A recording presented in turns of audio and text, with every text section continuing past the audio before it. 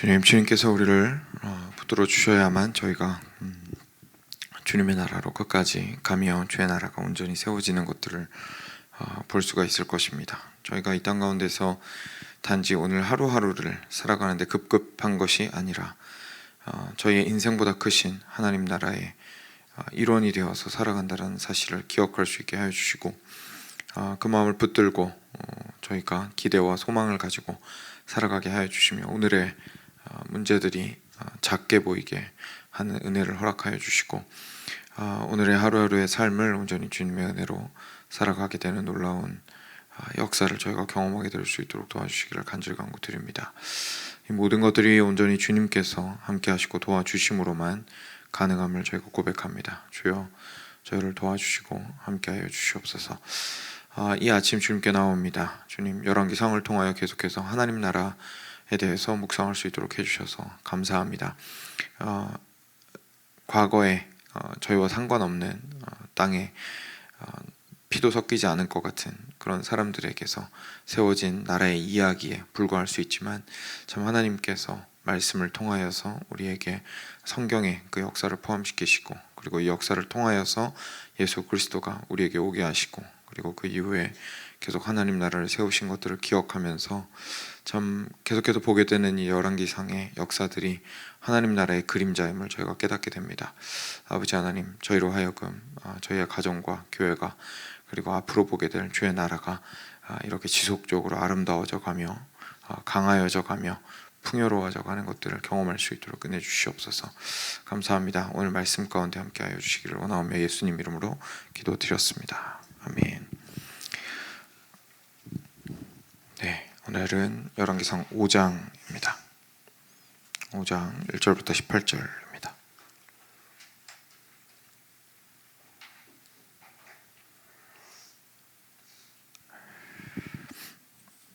네, 같이 교독하겠습니다. 제가 먼저 한 절 읽겠습니다. 솔로몬이 기름 부음을 받고 그의 아버지를 이어 왕이 되었다 함을 두로 왕 히람이 듣고 그의 신하들을 솔로몬에게 보냈으니, 이는 히람이 평생의 다윗을 사랑하였습니다. 선물 보내어 이르되, 당신도 알거니와 내 아버지 다윗이 사방의 전쟁으로 말미암아 그의 하나님 여호와의 이름을 위하여 성전을 건축하지 못하고 여호와께서 그의 원수들을 그의 발바닥 밑에 두시기를 기다렸나이다.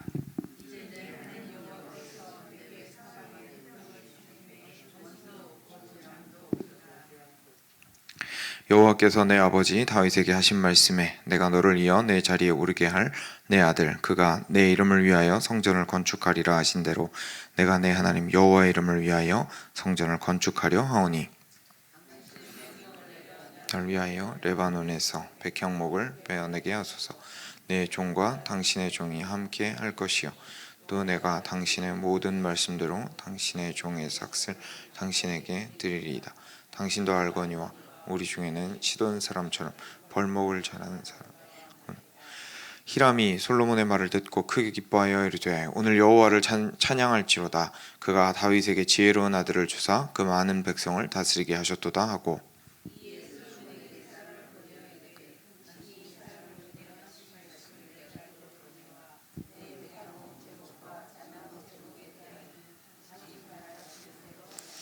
내 종이 레바논에서 바다로 운반하겠고 내가 그것을 바다에서 뗏목으로 엮어 당신이 지정하는 곳으로 보내고 거기서 그것을 풀리니 당신은 받으시고 내 원을 이루어 나의 궁정을 위하여 음식물을 주소서 하고,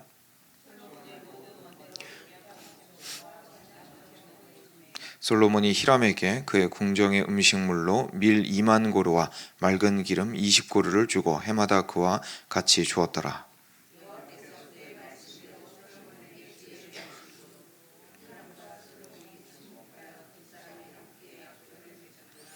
이에 솔로몬이 온 이스라엘 가운데서 역군을 불러일으키니 그 역군의 수가 3만 명이라.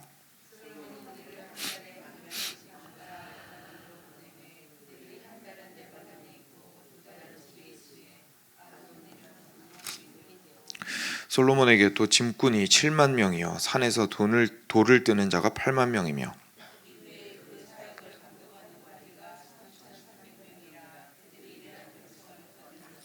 이어 왕이 명령을 내려 크고 귀한 돌을 떠다가 다듬어서 성전의 기초석으로 놓게 하며 솔로몬의 건축자와 히람의 건축자와 그발 사람이 그 돌을 다듬고 성전을 건축하기 위하여 제목과 돌들을 갖추니라. 아멘. 네, 솔로몬이 그 나라를 처음에 세워가는 그 과정을 계속해서 말씀을 통해서 보고 있습니다.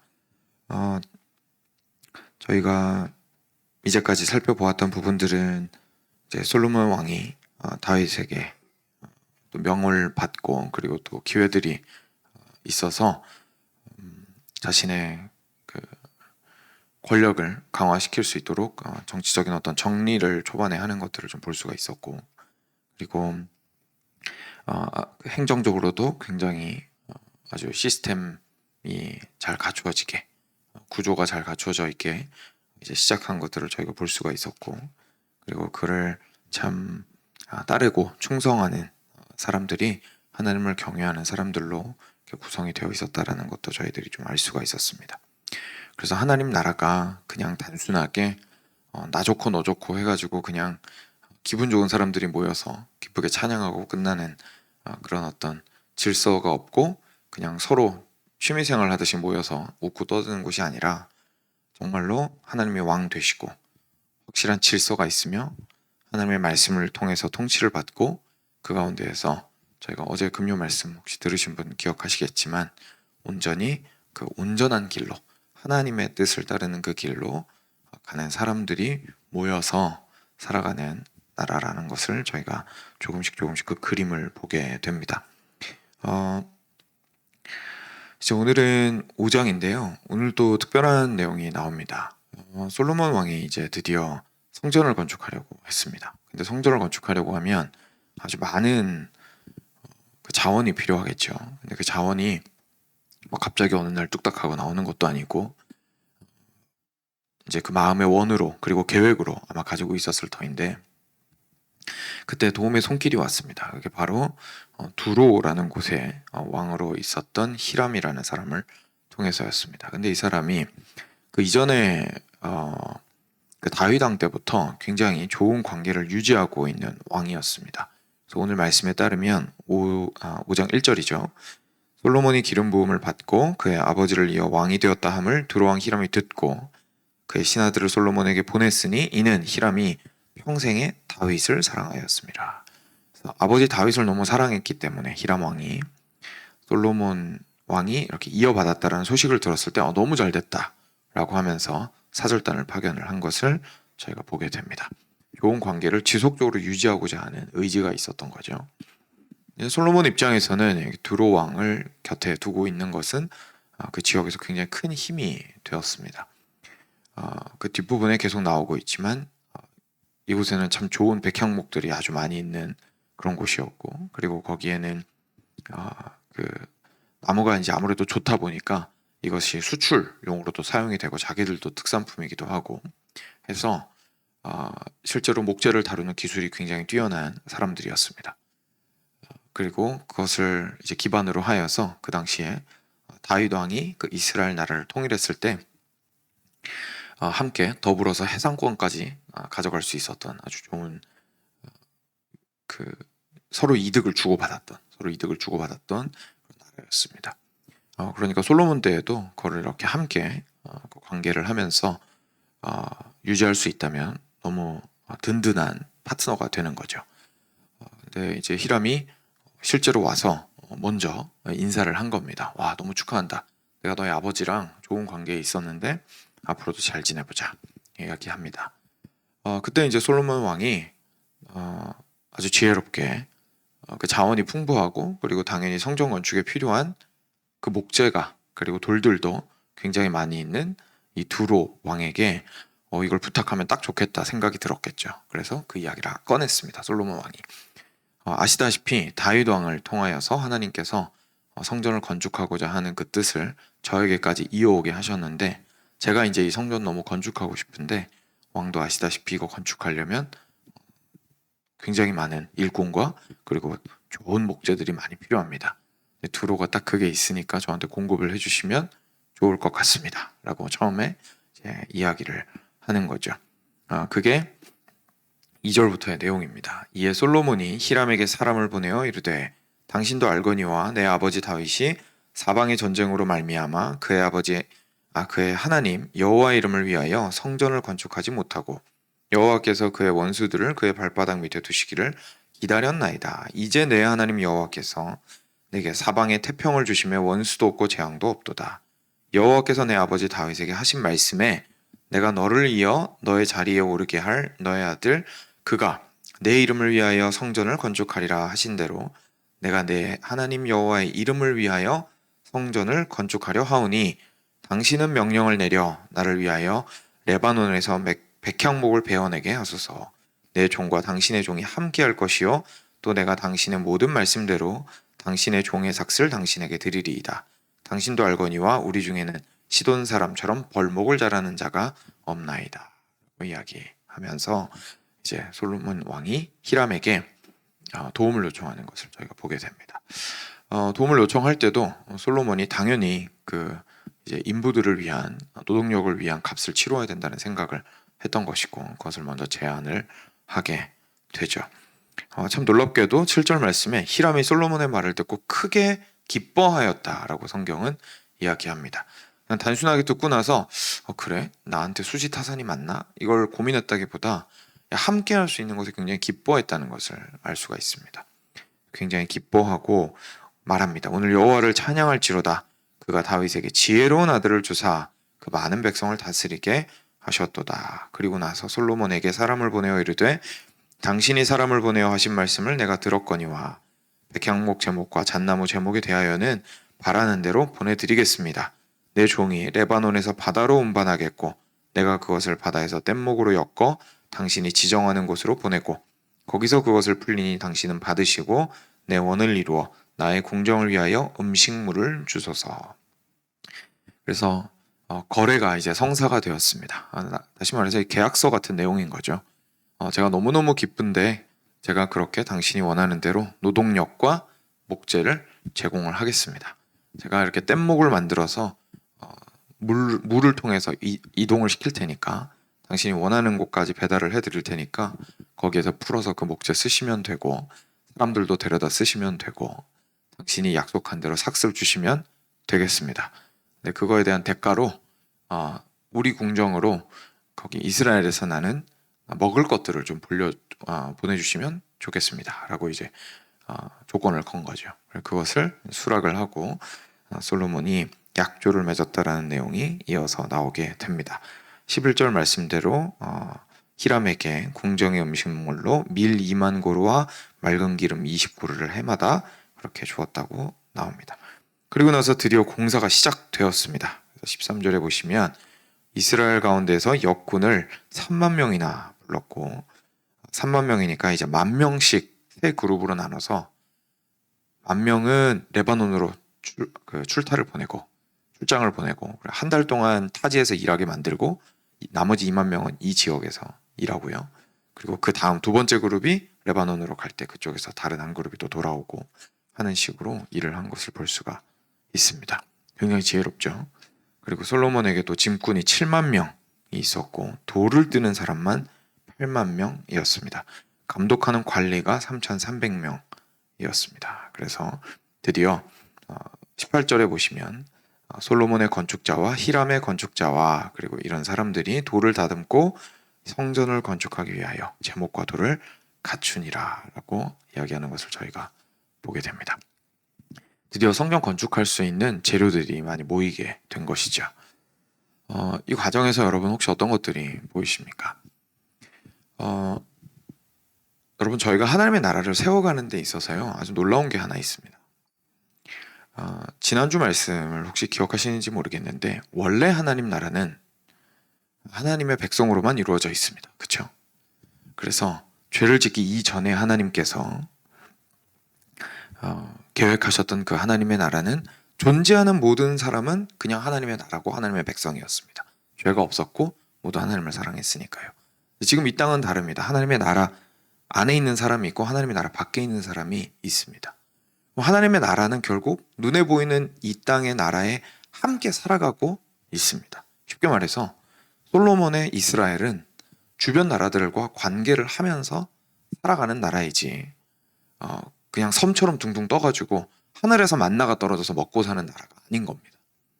그래서 저희는 모두 이 땅 가운데서 하나님의 나라 백성으로서 하나님의 나라 백성이 아닌 사람들과 같이 살아갑니다. 그런데 그랬을 때에 저희가 그들을 대할 때에 어떻게 대할 것인가 라고 생각을 해보았을 때요, 단순하게 전도의 대상으로만 저희가 생각을 하게 되면 관계가 관계로서 이루어지지가 않겠죠. 우리가 이 땅을 살아갈 때는 우리의 지혜와 그리고 사랑이 필요합니다. 우리가 하나님의 백성이고 그들은 하나님의 백성이 아니라고 해서, 그리고 우리는 하나님의 말씀을 사랑하고 그들은 하나님의 말씀을 배척한다고 해서 상종하지 않는 것이 아니고 그 안에서 결국 같이 살아가면서 다른 방식으로 관계할 뿐입니다. 다소 다른 방식으로 관계할 뿐인 거죠. 왜냐하면 교회 안에서 우리가 형제자매가 서로 나누는 것과 동일한 방식으로 모든 사람과 나눌 수는 없는 노릇이니까요. 그래서 어쩔 수 없이 행동에 차이가 발생을 하게 되지만, 그렇다고 해서 그것이 완전히 상종을 하지 않거나 마치 적처럼 취급을 하거나 전도할 때만 의미를 가진 사람으로 생각하면 절대 안 되겠죠. 그렇게 하면 사람이 결국은 사랑으로 대할 수도 없고 진심으로 대할 수도 없게 됩니다. 그럼 그 사람들이 사실 어떻게 하나님에 대해서 알 수 있고 어떻게 주님을 사랑하는 사람들이 이웃을 참 사랑하는 사람들이구나 라는 것을 어떻게 느낄 수 있겠어요? 알 수가 없겠죠. 솔로몬 왕은 그 사실을 잘 알고 있었고, 그리고 자신이 실제로 그 일을 행하는 데에 있어서 외부의 도움이 필요하다라는 사실을 명확하게 알고 있는 사람이었습니다. 그리고 그것을 할 때에는 세상에서 당연히 통용되는 상식적인 방식으로 거래를 하고 거기에서 함께 약조를 하고 그 일들을 지혜롭게 한 것을 저희가 볼 수가 있습니다. 저희도 마찬가지입니다. 저희들도 항상 사랑으로 그리고 진리로 다른 사람들과 관계를 진심으로 하면서 그들과의 좋은 관계를 유지를 하여서 하나님의 때에 우리가 이렇게 활용하겠다는 의미가 아니라 하나님의 때에 하나님께서 그런 것을 하나님의 나라를 세우기 위하여서 그 자원들을 온전히 가져다 쓰시는 것들을 저희가 보게 됩니다. 여러 도움들이 저희가 생각지도 못한 곳에서 막 오죠. 아마 그런 경험들 있으실 겁니다. 본인은 하나님도 안 믿는데 갑자기 내가 어떤 무언가 굉장히 필요가 있고 어려움이 있을 때에 오히려 본인이 너 그렇게 하면 하나님을 믿는 데에 너무 힘들잖아, 내가 이렇게 보태줄게, 이런 간증을 가끔 들으실 때가 있는데, 우리 본인의 삶에선 드러나지 않더라도 그런 것처럼 실제로 외부에서의 도움들이 우리가 올 때가 많이 있습니다. 그래서 우리가 어떻게 생각해야 될까요? 이 땅 가운데서 살아갈 때에 하나님의 나라에서는 하나님께 속한 모든 자원들을 사실은 우리 이 땅 가운데 존재하는 모든 사람들이 사용을 하고 있는 것이기 때문에 우리가 하나님의 백성으로서 살아갈 때에 우리가 생각지도 못한 도움들이 올 수 있다는 사실을 저희가 열린 마음으로 좀 기억을 할 필요가 있습니다. 그래서 우리의 모든 사랑과 그리고 진리의 그 모든 관계들이 진심으로 하는 그 우리의 태도들이 항상 모든 사람들을 향해서 뻗어나갈 수 있어야겠죠. 아시다시피 이렇게 손님들도 결국은 올 때에 가게에 갈 때에 그냥 단지 돈 버는 데만 욕심이 있어서 오는 손님을 손님으로 생각하지 않고 돈으로만 생각하면 사실 그것을 이제 대번에 알고 굉장히 기분 나빠하면서 다시 오지 않으려고 하는 경우도 많이 있다는 거 아실 겁니다. 그러니까 결국 우리가 어떻게 하면 참된 마음으로 우리가 예수님을 믿지 않는 사람들을 향해서도 함께 관계하며 사랑하며 지낼 것인가에 대해서 열린 마음으로 가지고 있을 때에 오히려 우리가 더 확장된 도움을 받을 수 있다는 사실을 오늘 말씀을 통해서 발견하게 되는 것 같습니다. 그래서 참 놀랍게도 이 히람 왕이 여호와를 여기에서 찬양했다라는 이야기가 나옵니다. 그죠? 히람 왕이 아마 그리스도인은 아니었을 겁니다. 하나님 믿진 않았을 거예요. 그 두로가 그 당시에 이 성전을 위해서 이렇게 목재를 제공하고 그 솔로몬 왕의 성전 건축에 동의를 하고 이거 도와줄 수 있었던 이유 중에 하나가 자기들이 굉장히 큰 신전이 있었습니다. 본인들이 이미 그걸 만든 그 이제 기술이 있었어요. 그러니까 자기들도 자기들이 섬기는 신들이 있었고, 그리고 거기에서 굉장히 진지하게 종교 생활을 하는 사람들이었습니다. 그냥 단순하게 이제 솔로몬 왕 그리고 다윗 왕이 너무 좋은 거죠. 그리고 그들이 섬기는 하나님을 그래서 함께 예의로 찬양하는 것을 저희가 보게 됩니다. 이것이 저희가 만들어가야 할 이 땅에서의 하나님 나라의 모습인 것 같습니다. 자꾸 선을 그어가지고 밀어내는 것이 우리가 해야 될 일이 아니라 어떻게 하면 함께 찬양할 수 있을까를 고민하는 것이 참 선한 방향이겠죠. 그리고 이 모습이 결국 마지막 날에는 진짜 모든 사람에게로 확장이 될 겁니다. 요한계시록은 말하고 있습니다. 그렇죠? 특정 언어나 특정 피부색이나 특정 문화권에 있는 사람만 하나님에 들어가는 게 아니죠. 하나님 나라에 들어가는 게. 하나님 나라에는 처음에 하나님께서 계획하셨던 것처럼 모든 언어와 모든 족속과 모든 열방 가운데에서 그리스도를 통한 모든 사람들이 함께 모여 찬양하고 예배하게 될 것입니다.